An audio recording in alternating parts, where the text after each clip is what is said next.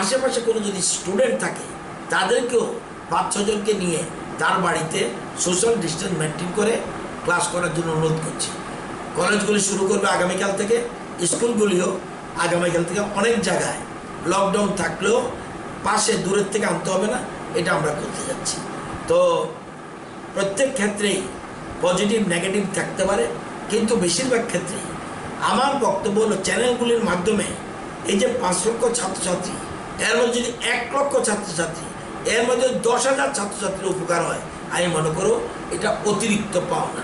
কারণ এটা তো অনেকে বলবে এটা কি ফলপ্রসূ হচ্ছে, আমার দরকার নেই। তো আমি মনে করি যে আমার শিক্ষা দপ্তরে যে উদ্যোগ নিয়েছে, 10,000 ছাত্রছাত্রী, 5,000 ছাত্রছাত্রী, এমনকি 1,000 ছাত্রছাত্রী যে উপকার হয়, এটাই আমরা করোনার এই লকডাউনের পিরিয়ডে তাদেরকে দিতে পারলাম।